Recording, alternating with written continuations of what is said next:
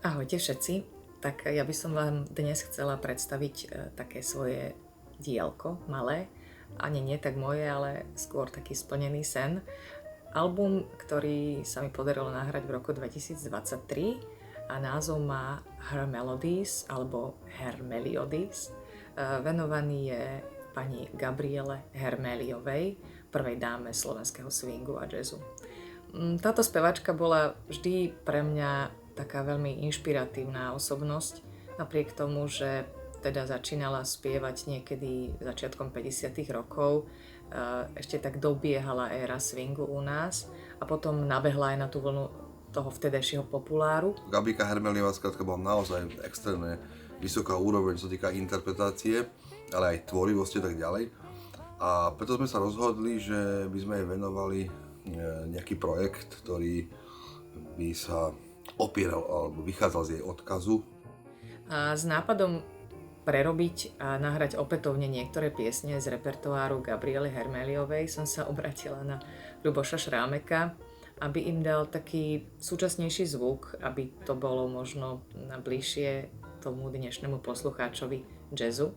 Miluška má túto predstavu už dávnejšie a vybrala starostlivo aj tie veci, v ktorých Gabika sa cítila ako ryba vo vode, tak povediac. A potom sme to spracovávali, no myslím si, že sme tomu dali trochu aj taký modernejší šat. Niečím sme sa inšpirovali, hlavne tými aranžmánmi, ktoré sú pôvodné, ale zväčša sme to robili na novo, iné tóniny, iné metrá, iný aranž, modernejší, súdobejší, iné obsadenie, tam sláčikový kvartet, tam flauty, sú tam rôzne iné nástroje. Tak sa tam dostali skladby, ktoré v podstate pôvodne vznikli niektoré v 40., niektoré v 50., niektoré v 60. rokoch u nás. Je tam dokonca aj jeden jazzový štandard so slovenským textom, ktorý teda pôvodne nahrala a naspievala Gabriela Hermeliová. Veľmi sa teším z duetu s Petrom Lipom, ktorý prijal pozvanie na tomto albume účinkovať a pieseň, ktorú sme si spolu zaspievali, sa volá Pošepkaj mi tíško. Je iba pre dva hlasy a kontrabas. Ten nahral Juraj Griglák a znie naozaj veľmi, veľmi pekne, myslím si. No a sú tam aj niektoré skladby z tvorby žijúcej legendy slovenskej populárnej hudby a to je pán Pavol Zelenaj. Hneď v úvode znie Nostalgia. To je pesnička, ku ktorej text napísal Milan Lasica a ten pôvodný taký feeling a atmosféra je možno trochu jesennejšia a taká tmavejšia. My sme jej dali naopak trošku taký rozprávkový sound, tak verím, že zaujímavý a že sa zapáči. Klip sme nakrútili k pesničke Mám ho rada. To je lírovka, ktorá vznikla v roku 1966 a Gabriela Hermeliová ju spievala s takým veľkým orchestrom. My sme jej dali podobu takého súčasnejšieho, možno až tanečnejšieho tracku a je ako druhá v poradí na tomto albume a myslím si, že lírovka nemohla chýbať. Možno taký odkaz na obdobie, kedy bola Gabriela Hermeliová tak najviac na výslení, je posledný bonusový track, ktorý je vlastne iba o nás dvoch, o klavíri a o speve a o praskajúcej platni. A pri tom tracku je uvedené, že vznikol v roku 1956 v štúdiu Kovadlina v Modre. Pozdravujeme Janka Mudrocha, čo samozrejme nie je pravda, ale tú pieseň napísal pán Pavol Zelenaj práve v tomto roku. A možno práve tá praskajúca platňa navodí aj takú tú dobovejšiu atmosféru. Dôležité je si uvedomiť jeden fakt. Vie to byť pre mňa, alebo aj pre ľudí, ktorí produkujú, trávia skrátka veľa hodín v štúdiu, ale aj doma pri kompe, pri nástroji.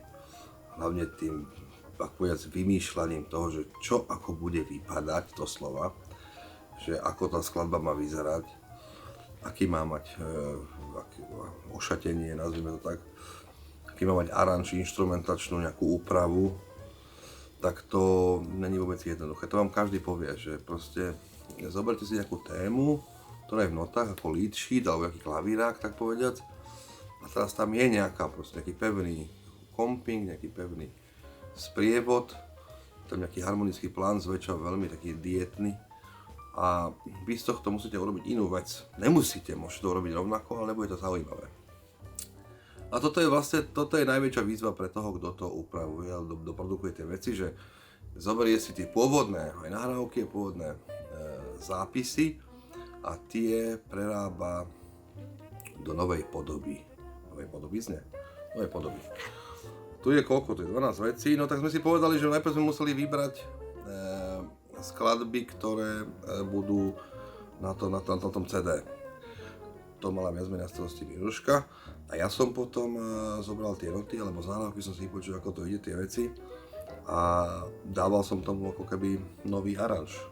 Znamená, že ako som spomínal, že iné metrum, iný time, iná tónina, iný harmonický plán, to musíte reharmonizovať, aby to nebolo to isté, čo to je, aby to bolo trošku iné. A už do toho tým pádom vlastne, keď máte tento grunt, tak povediac, tak do toho začnete aranžovať tým spôsobom, že ako máte najprv predstavu. Že ja neviem, Nostalgia napríklad, prvá skladba, že no tak to by mohlo byť za účasti Sláčikového kvarteta, alebo neviem, flauta, mohol by tam byť vibrafón, alebo nejaké iné veci, môže byť, ja neviem, zase nejaká panová flauta, nejaký groove, alebo čo iné, nejaké sample. Čiže toto je to, že vy musíte každú vec urobiť tak, aby aj pre odbornú verejnosť to bolo dostačujúce, že vám povie niekto, kto sa v tom vyzná, že wow, že to je super, že to je dobrý aranž, že to je dobrá produkcia. Tak ako Ľuboš hovorí o tých aranžmánoch a takých iných zvukoch, ktoré chcel zapracovať do tých piesní, tak pracoval aj s tým môjim hlasom, takže naozaj sa dostal do takých polôch, o ktorých som ja predtým nemala ani ánung, že sa to takto dá a že to vôbec ja dokážem. A vravím, že jazz je práve taká hudba, ktorá aj speváčke, pôvodne ľudovkovej alebo dychovkovej, dáva tento priestor. A samozrejme, že treba sa riadiť nejakými inštrukciami tuto pána aranžéra a všetko je to v takej nejakej spoločnej tvorivej symbióze. Ale je to pre mňa takisto ako pre interpretku veľká výzva a taká zaujímavá spevácka skúsenosť. Verím, že celý ten výber, ktorý na tom albume je, sa bude páčiť a že tie pesničky zarezonujú a že sme takýmto spôsobom naozaj dôstojne vzdali hold Gabriele Hermeliovej.